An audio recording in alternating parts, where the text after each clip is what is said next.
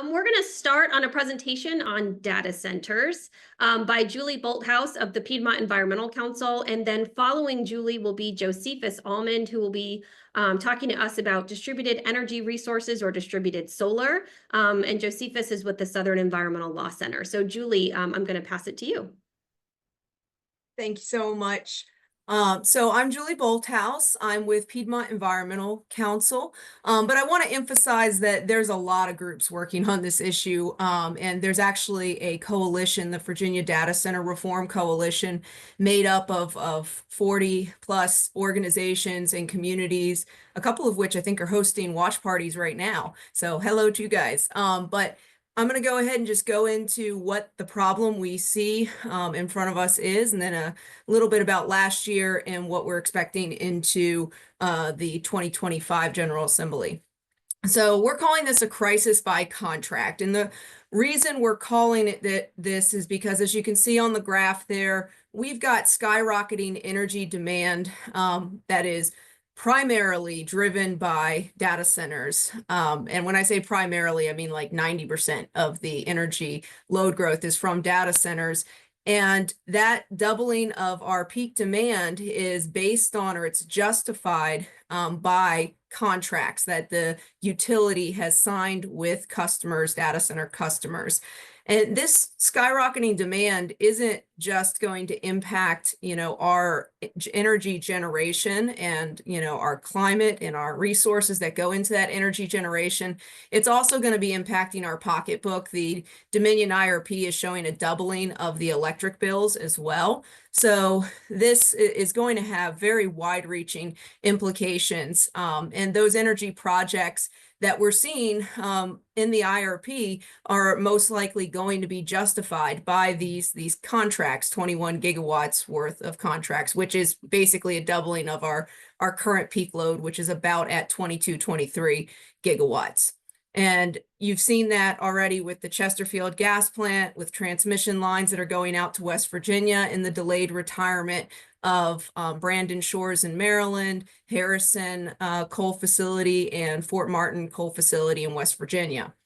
We're also seeing, though, on the ground in our community, other aspects of this crisis, which are thousands of diesel generators used for backup power piling up in our communities, adding to the air pollution and affecting the health of our communities. And now we're starting to see an increasing number of on-site gas turbines being used for primary power while the data centers are unable to get power from the grid. So those are usually like 100 to 200 megawatt gas turbine, either mobile units or stationary ones that are running until they can get power from the grid, which of course is again increasing our air pollution. We're also seeing, though, increased water consumption, both pulled from surface and groundwater in different communities to cool data centers. And we're potentially going to see indirect water consumption associated with new generation facilities that are being discussed, gas and nuclear facilities potentially.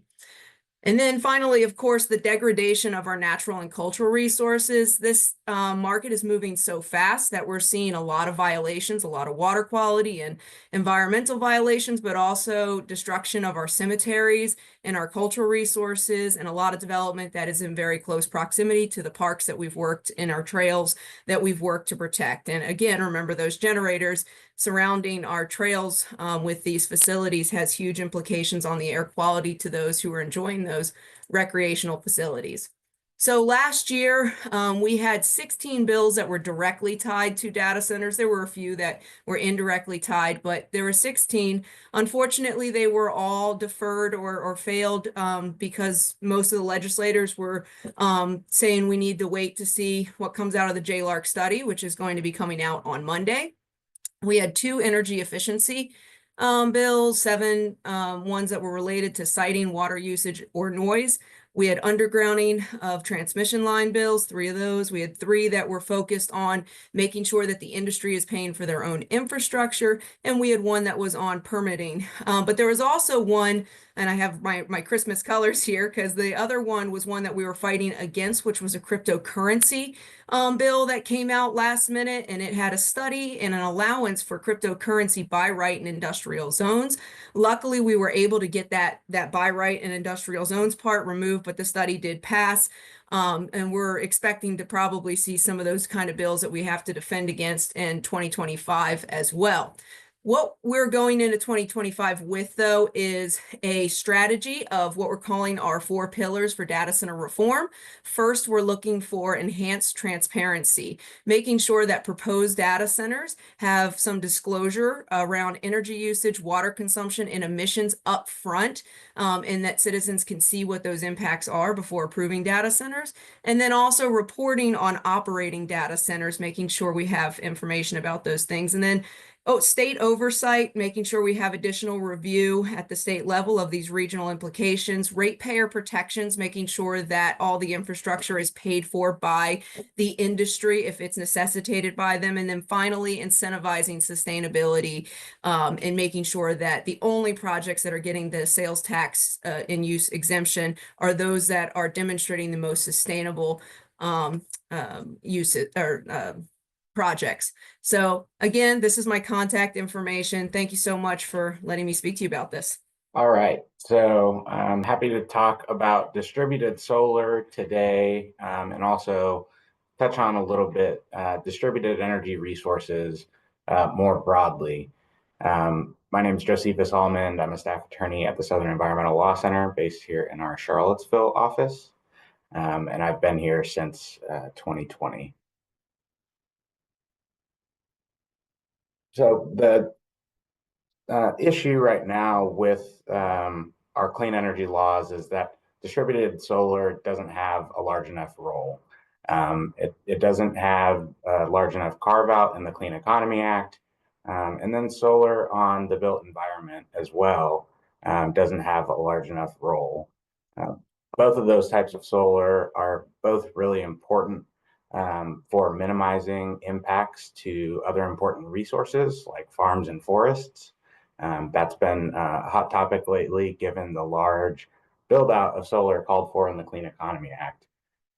Virginia also lacks a program to effectively utilize the vast network of existing distributed solar, distributed storage, and other distributed energy resources, things like smart thermostats, hot water heaters, and heat pumps.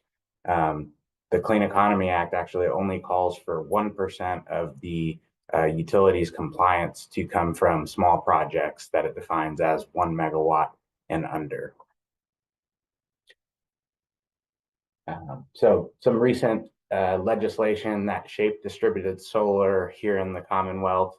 Last year, there were shared solar bills, one that expanded Dominion's program from 200 megawatts to 350 megawatts, and another that created a program for Appalachian Power Company of 50 megawatts. There was also solar leasing that was explicitly authorized last session, and a fix to the brownfield program. Virginia has a good program on the books, has had it since 2021 to incentivize projects on former coal mines and brownfields, but there was a prohibition on appropriations from the state. It needed to rely on federal funding. So that state funding appropriation prohibition was removed. Going back to 2020, the VCEA created that 1% carve out for small projects, and it also lifted the net metering cap. It used to be capped at 1% of the utility's previous year's sales. The VCEA lifted it up to 6%. And then back all the way to 2018, the Grid Transformation and Security Act authorized the utilities to make filings for grid improvements. And under that law, Dominion has so far received approval for about $2 billion in spending to modernize the grid. Expected legislation for the 2025 session, 3 bills that a lot of folks on this call have been working on in coalition. One is a bill on virtual power plants that would direct the two investor-owned utilities to file programs to create a virtual power plant program or community power plant program, as what we're calling it. That would allow the utilities and other third parties to use software to control the distributed solar, storage, and other distributed energy resources like smart thermostats, heat pumps, hot water heaters, and even EVs, and use those to either provide electricity back to the grid or reduce demand at critical peak times. The middle photo right there is a picture of parking lot solar canopies. There's another bill that's not only going to increase the amount of small solar called for in the VCEA, but also increase the carve out for projects on previously disturbed project sites, places like parking lots, landfills, brownfields.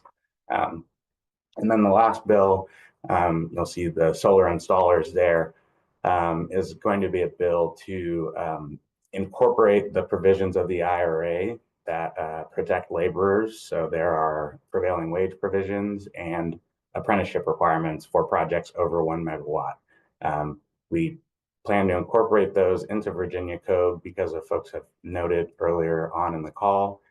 We think there's a good chance that those protections will go away at the federal level under this administration. So there's my email. If you have any questions, feel free to reach out to me. Be happy to talk offline. Awesome.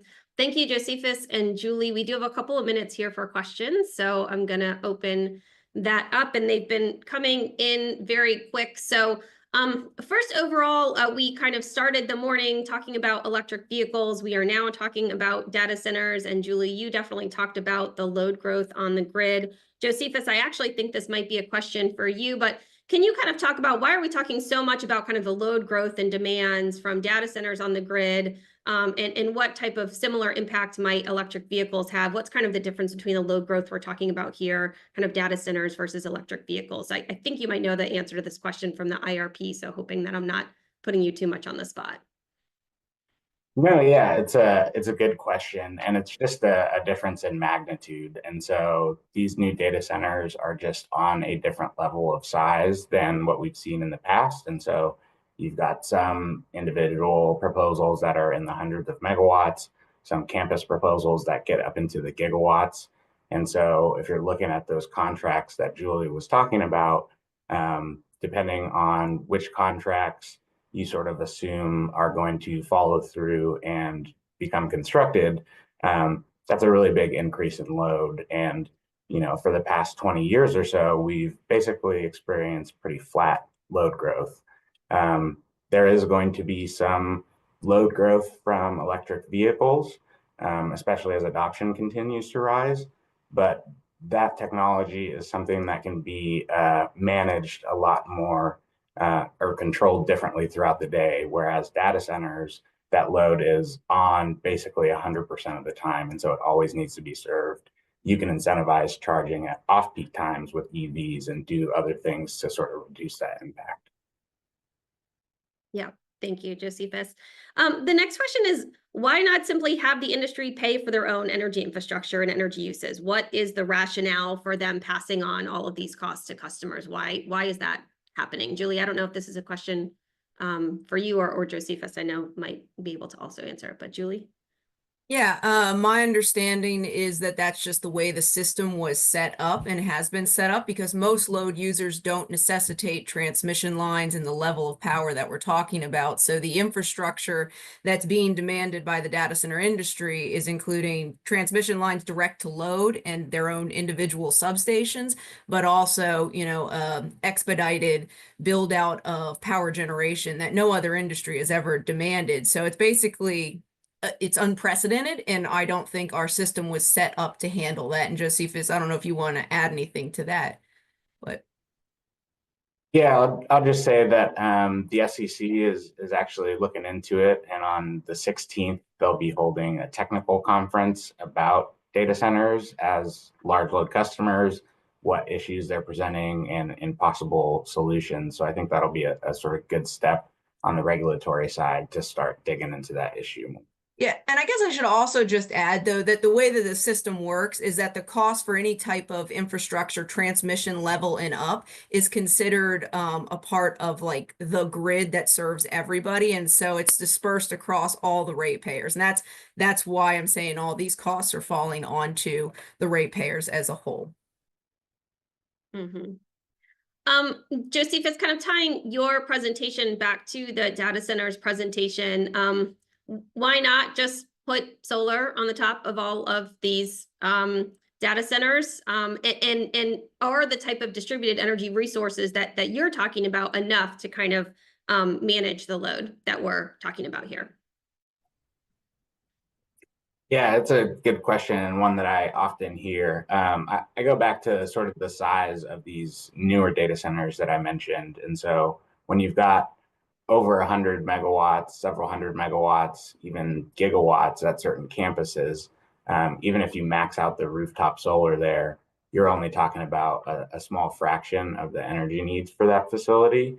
And so then you start thinking about battery backup. And again, given the size of those facilities, the cost to sort of entirely back up a facility with batteries starts to get really high. You can do some things to incentivize more efficient use of power, maybe have some level of storage on site that could participate in certain demand response programs to sort of eat around the edges of that energy use. But they are really such big power users that those solutions won't be enough to get the whole job done. Awesome. I will just add, though, that it's appalling that out of all the data center space that we have 57 million square feet existing or under construction, that I don't know of a single data center that has solar on their parking lots or their buildings in Northern Virginia, which, yes, it is a small fraction. Totally agree with exactly what Josephus said, but it's still something.